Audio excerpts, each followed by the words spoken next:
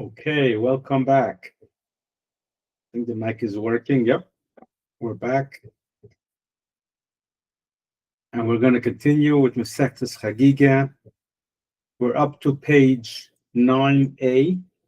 I got my Gemara right next to me here on the side to help me out. And let's see how much we can cover. Okay, so we're up to the Mishnah. The Mishnah starts off with Mishaloi Chag b'Yom Tov Rishon Shel Chag. Anyone who didn't get to do their offering, and we're talking here the Chagigah offering, which is where you do the meat. If you didn't get to do that on the first day, Choigik is kol regel, you can still do it all of the holiday. Every day you can still come and bring it. Not only that, if it's Sukkot, like we know Passover, there's 7 days. Sukkot, there's another holiday right after Sukkot, which is Simchat Torah, Shmini Atzeres. So you're even allowed to fulfill your obligation the Yom Tov Achron Shel Chag. On the 8th day of Simchat Torah, which is already after Sukkot, another Yom Tov, you're allowed to still bring your offering then, if you haven't yet done it, Yom Tov, or the whole week of Yom Tov. Over her regel, if the holiday has passed, it's now over. V'lo chag, and he didn't get to do his offering, he didn't do his holiday offering. He's not obligated anymore to fulfill it. In a way, maybe this is a good thing, but here the Mishnah is saying it in a bad way. Meaning, this is what we say, me'ivas, it's something that has been twisted, has been bent, and you cannot fix it anymore. Meaning, if you're not obligated to bring it anymore, the time has passed, there's nothing you can do about it anymore. You can't bring it anymore. It's over. And it's something that's missing, and you cannot count it in. Meaning, you cannot fill in whatever this part that's missing in it. It's over. So this is the first part of the Mishnah. Reb Shimon ben Manasseh, Reb Shimon, the son of Manasseh, Omer, he doesn't like the term when you're saying this is something crooked that you cannot fix it. That goes on to something else, this term. It says, this is for someone who gets married with someone who's forbidden to live with. And then they have a baby, and that baby is called a bastard, a mamzer, and he's not allowed to marry a yid. That's something you cannot fix. You can't change that baby. You cannot, there's nothing we can do here to fix this problem. That's more like something that's crooked and you cannot fix. You know why? Because in Toimer, if you would tell me something that he stole and he didn't, or because there's two different ways of stealing. One comes hidden and one steals right in front of your face. But they're both a way of stealing. You cannot tell me that that's something you cannot fix. He can still give it back, be attacking, and then it will be fixed. So you can only tell me on something that cannot be fixed. That's someone who has lived with someone who's not allowed to live with, and they had a baby, which is now a baby that's forbidden to get married to a yid. That's a mamzer. So that's something that's crooked that we cannot fix. Now, why doesn't he like the first interpretation in the Mishnah, where when you did not bring your offerings, and now that the holiday is over, you can't bring your offering anymore?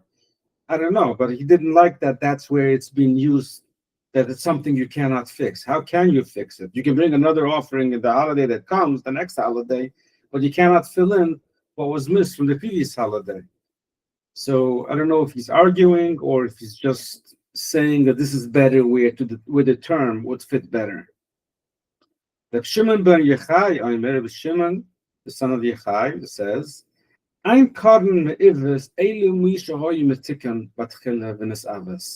you cannot tell me something that's crooked only on something that was once straight and became crooked. Meaning, if somebody goes to live with someone he's not allowed to live, that's a crooked thing from the beginning. It's crooked all the way. So you can't tell me, oh, it's a crooked thing that you cannot fix. There's nothing needs fixing there. It's crooked all the way. Something that needs fixing is something that used to be straight and it became crooked. Now you have something that needs to fix. So what's that? By Isaiah, what's that thing? Someone was a Talmud Chochem, and he lived a very straight life, and he separated from Torah. He went off from Torah. Now, even though he does tshuva and he comes back, the time that he was away, that he didn't learn Torah, he can't fix that time anymore. That's why Reb Shimon Bar Yochai says it makes more sense to call this something that's crooked, because it was straight. It became crooked.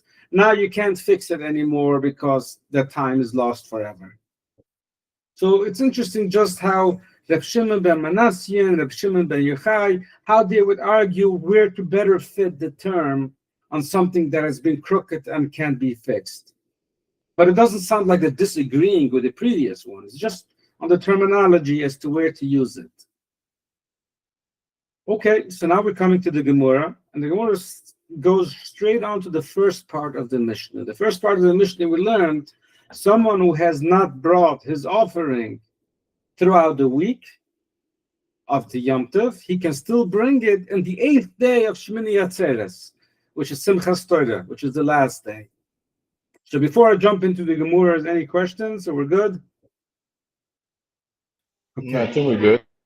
Okay, good. So the Gemara starts off, how do we know that you are allowed to fulfill your offerings even in Simchas Torah? Even in the last day of Sukkot, you can still bring the offering from Sukkot. Rabbi Yochanan says, Rabbi Shmuel, in the name of Rabbi Shmuel, because Nemar Atzeret B'Shviz Shel Paisach, it says Atzeret, the word Atzeret is said by Shviz Shel Paisach, which is 7 days of Paisach. When Nemar Atzeret, and the same word Atzeret is also said B'Shmini Shel Chag, in the 8th day of Sukkot, of Simchas Torah. So and just like for Pesach, you can use the whole week to still fulfill your mitzvah of bringing your Chagigah.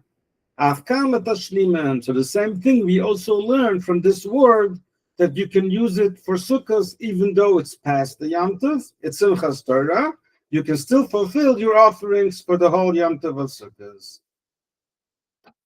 So here, the Gemara looks at it and it says, it's a little, the comparison is not so 100%.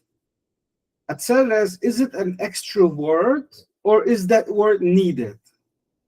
What does that mean? It means like this. When we use a word to make a comparison that this word has been used here and this word has been used here, they must have a similar meaning. That's a very good comparison when it's 100%. The same scenario on both sides. But when it's not 100% the same scenario on both sides, then this word can't just be a funny word, out of the ordinary word. No, it has to be an extra word. If it's an extra word that doesn't even belong there, and the Torah uses it at these two places, then you for sure know that even though they're not 100% compared, since it's an extra word, the Torah is emphasizing that this is to be compared. So the Gemara is asking here, Mifna, is this an extra word? Because the ilav Mifna, if it's not an extra word, it can a mifrech. I can question your comparison. I can say, by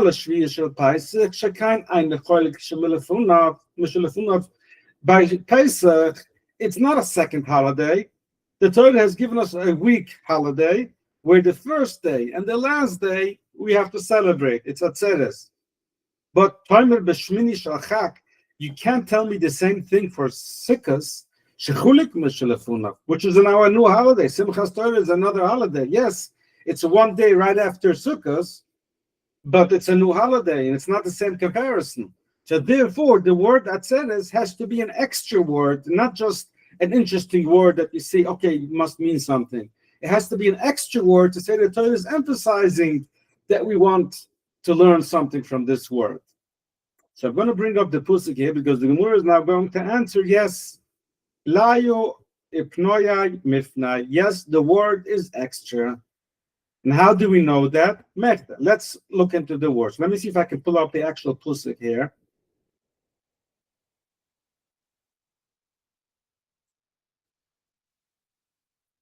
Yes, this is the pasuk. So the pasuk starts off Shaishis Yomim Toichel Matzahs. This is where it says Atzeres for Pesach. 6 days you should eat matzah. If the Yom HaShvi, in the 7th day, Atzeres Lashem. Atzeres means you should not be doing a melacha. It should be held on from doing anything, and it has to be for Hashem. Hashem Alakecha, for Hashem you God. And then the pasuk finishes off, Lo sasa melacha. You should not do any melacha. This is what the Gemara is going to say.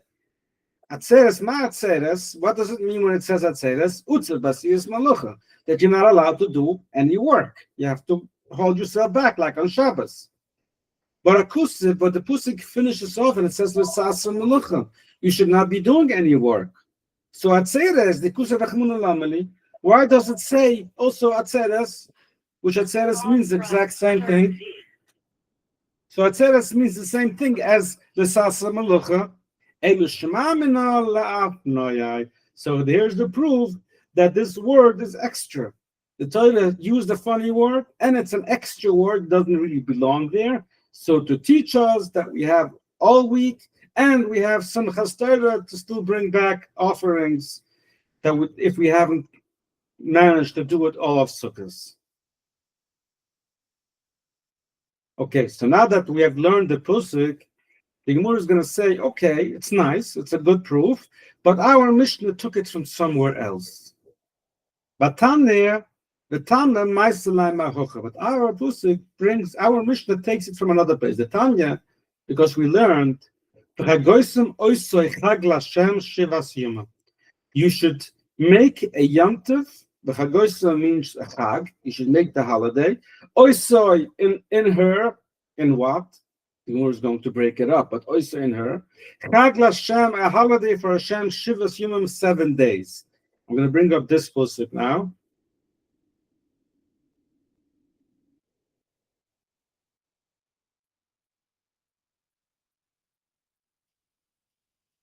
The reason I'm bringing up this pasuk because we're going to learn from here how the Gemara is going to dissect this pasuk. So I'm going to first say it as is with the translation, and then we'll come back and we'll see how the Gemara is breaking piece by piece as to see that you can have 7 days or 8 days that you can still fulfill your mitzvah. Meaning you should make the holiday oisoi in her, in this time. Chag Lashem, it should be a holiday for Hashem, Shivas Yomim, 7 days. Bashunu, within the year. Okay, so of course it means in a certain month of the year, but we're going to see later. There should be a decree forever for all your generations to come. In the 7th month. So now we're talking about within the full month of the 7th month, which is Tishra. To Chogi Oisoi, and again, you should make a holiday within her. Oisoi within her. So we have this Oisoi in here twice, which means within her, a holiday, and the pasuk keeps on repeating itself. So what's really going on here? So the Gemara starts like this. You should make a holiday 7 days. You would think that you have to make a holiday all 7 days. No, just 1 day within the 7 days. You should be celebrating 1 day. You're not celebrating all 7 days. Then if that's the case, then why is that the pasuk still say Shivas Yomim? If it says Oisoi means 1 day, then why does it say Shivas Yomim afterwards? So the Gemara says that you have 7 days that you can still fulfill. If you haven't done it the first day, you have 7 days to fulfill it. Now, the Gemara is not done. And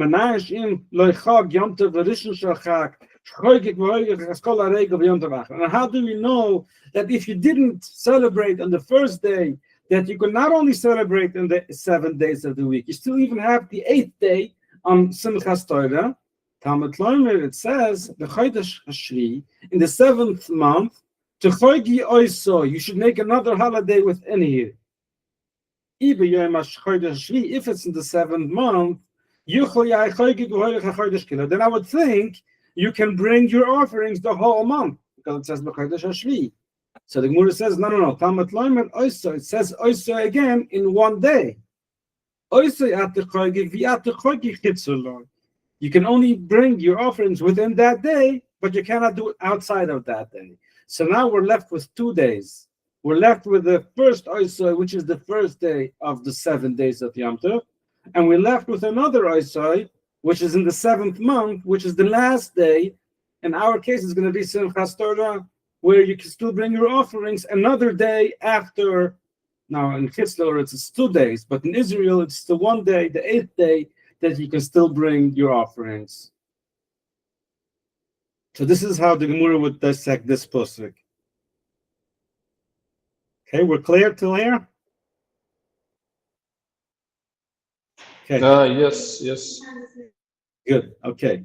So now we're coming into this famous argument that we have learned on the first page when we begin the Masechta. We learned that, yes, there is this idea that you have to bring your offering the first day.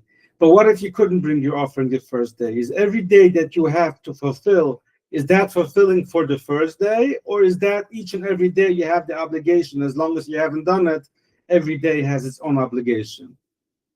So this is I'm going to explain it more in detail here. Mata Shlima. What does it mean that I have time to fulfill, that I can still fill it in?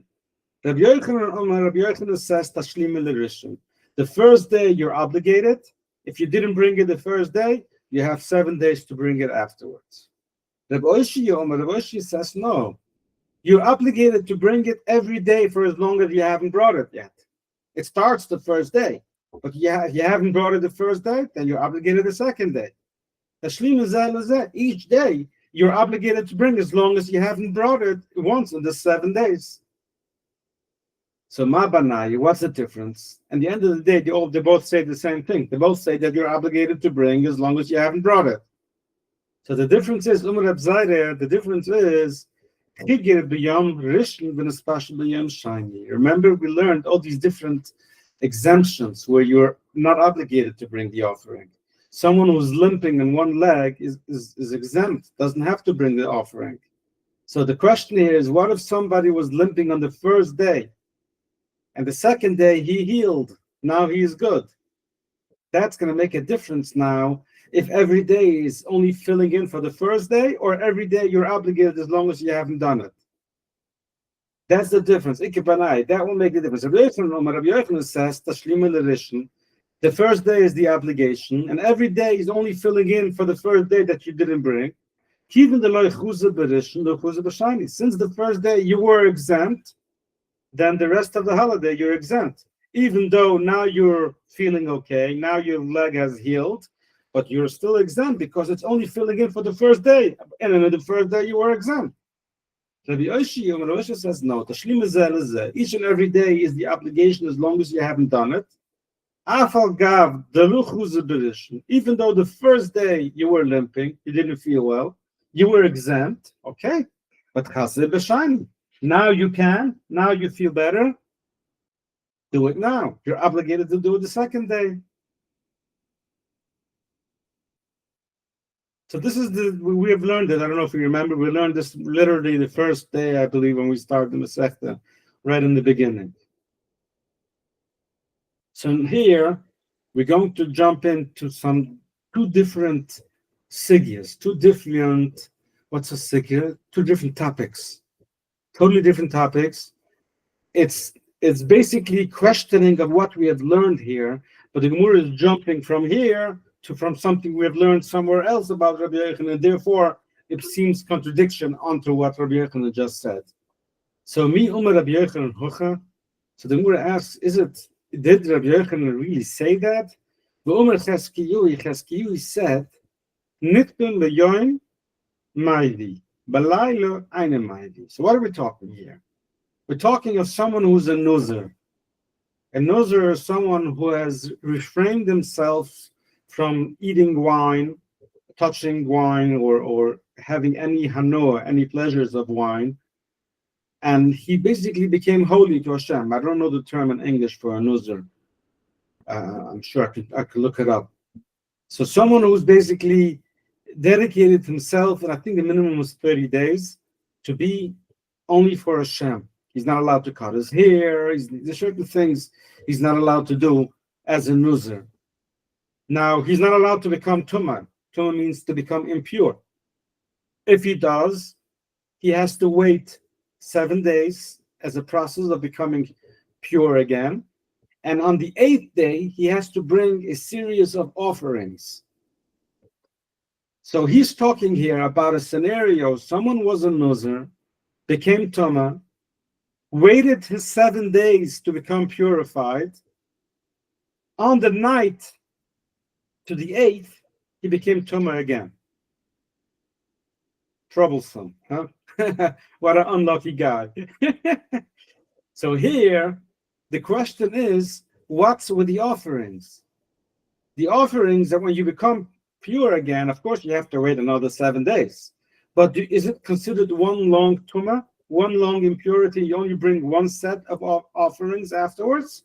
Or you're already obligated to bring at night, since you already you're already cleaned, you're already the 8th day, it's the night to the 8th day, you're already obligated to bring the offerings, and therefore you have to bring 2 sets of offerings, because when you became tumah, you were already obligated to bring it's considered 2 separate impurities, not one long one. So this is the scenario. So Chagigah says, Nitme bayoim, if he became tumah on the 8th day, not night, on the day, maybe, then he has to bring 2 sets of offerings. Balaylo, if he became tumah the night before Aina Mayvi, he doesn't have to bring another set of offerings. Why? Because he claims that at night you still weren't obligated to bring the offerings, so it's still one long tumah. It's only in the morning. Since the Beis Hamikdash is closed, you couldn't bring your offerings. You're only obligated to bring it in the morning. Rabbi Yochanan says, Av balaylo nama mayvi, that even in the evening, if you became tumah the night before, you're also obligated to bring. So Rabbi Yochanan says the night doesn't break it, meaning even though it's night and the Beis Hamikdash is closed, at the end of the day, you're already obligated to bring your offerings. Yes, you can bring it now. It's night. You have to wait for the morning to bring it. But since it's already obligated to you, if you become tumah, even at night, you got to bring already 2 sets of offerings. So the Gemara is asking from this, how can Rabbi Yochanan say that everything is fulfilling for the first day, and if the first day you're not obligated, that you're always exempt? We see when it comes to Tumai that Rabbi Yochanan says, no, you're already obligated right in the beginning. So you see how the Gemara is playing this. You're obligating, even though it's night and you can't bring it now for whatever other reason, you're still obligated to bring it. So how can Rabbi Yochanan say that, well, if the first day you were limping and therefore you were exempt, so you're not obligated to bring it anymore? I'm going to have to ignore that, sorry. So the Gemara answers, Rabbi Yirmiyah answers, no, you can't compare these two. Shana Tima is different, you cannot compare. The Yeshla Tashlima Pesach Shani. There is a second Pesach. So we see when it comes to someone being impure, the Torah has given him a special pass. Because on Pesach and Passover, there's the second Passover.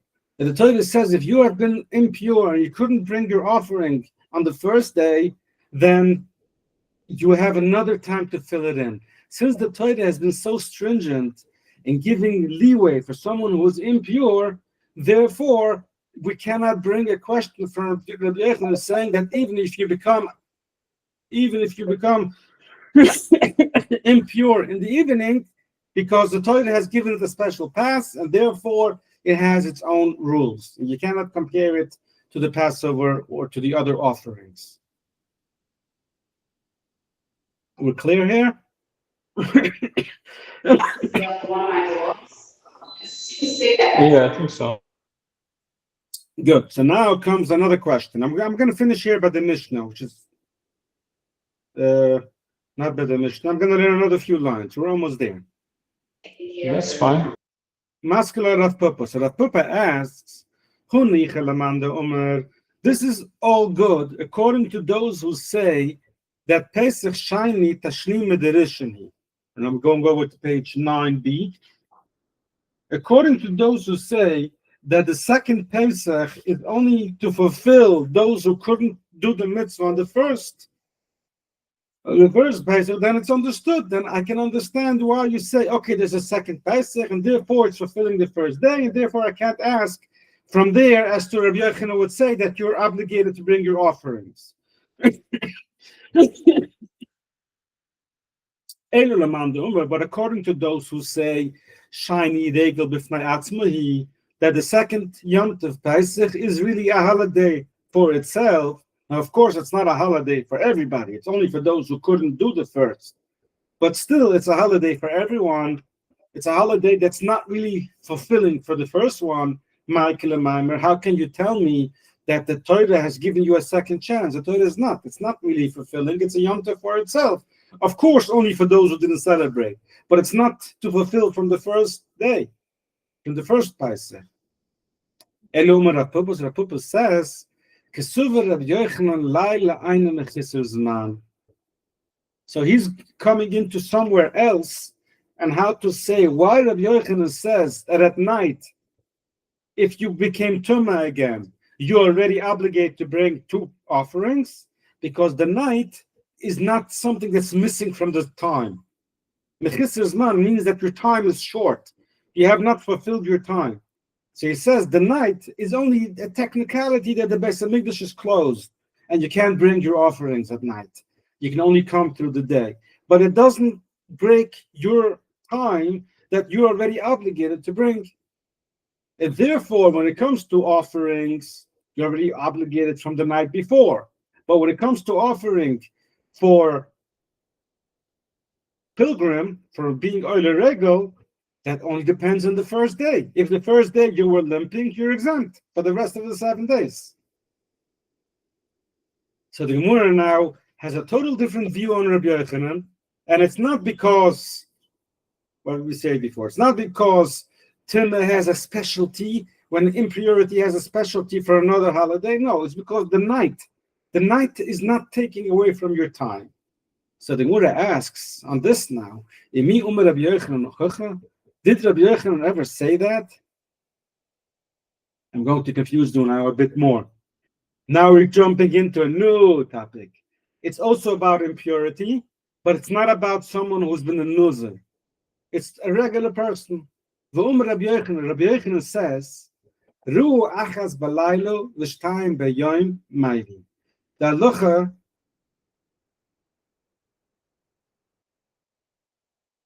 halacha for someone who becomes impure, nowadays we don't know about this because we don't have the impurities for men as we have for the Beis Hamikdash, that we are allowed to be cleaned and purified to be able to go to the Beis Hamikdash. But in those days, men would become Tumah. They would have to wait 7 days to purify themselves. And then it depends if they become Tumah again, what kind of offerings they have to bring. And again, on their 7th day. So there's the night and there's the day of the 8th. You have to see something 3 times to be Tumah, but it depends when you see it. If you see it, Ruach Achas Belayla, you saw it once at night, the Shtayim B'Yom, and twice on the morning of the 8th day, Maivi, that's when you need to bring 2 sets of offerings. Why? Because you're already the 8th day. You've already been obligated to bring the offerings from the previous time. Shtayim B'Layla, but if you saw it twice at night, V'Achas B'Yom, and only once in the day, then you already became Tumah, impure the night before, the 7th at night to the 8th. Eine Maivi, you don't have to bring. And this is what Rabbi Yochanan said. And now we clearly see that if he becomes Tumah at night, he is exempt from bringing the second offering. If you want to tell me that the night doesn't take away from your time, then why? Even though you would see them twice at night and only once in the day, maybe you would still be obligated to bring, just like when you're obligated to bring for the Nuzer that became Tumah the night before, because the night doesn't take away from your time. So the Gemara answers here a very interesting answer. The Gemara answers, you're right that Rabbi Yochanan holds that the night does not take away from your time. Kikum Rabbi Yochanan is only saying this. He's saying it according to those who say that the night does take away from your time. According to them, you should know that you have to see it in the day, but at night it doesn't obligate you. But I hold, Rabbi Yochanan himself would still hold that at night you're obligated to bring already. The night does not take away from your time. So the Gemara doesn't like this answer. The Gemara says, if he's saying this according to those people, then that's self-understood. What is he telling me here? I thought he's saying his chiddush, his new idea. But if he's saying this according to other people, this is how it would be if you would hold like them, then what are you telling me here? So the Gemara says, you're right. The part that when you see twice at night and once in the morning, that part there's no new information there. The new information is only that even those who think that the night is missing your time, you may think that, okay, since you saw once at night and you have to see it 3 times, it's already not considered good. It will still be considered the night, and you won't have to bring another offering. Therefore, he's telling us that even though you saw once at night and twice in the morning, you're obligated to bring because it's considered that you became Tomai only in the morning. The Gemara finishes off. You would think that he would go according to the sage Rav Shishi, the son of Ida, and the Gemara does not elaborate what his stance was in that other place where they're referring to.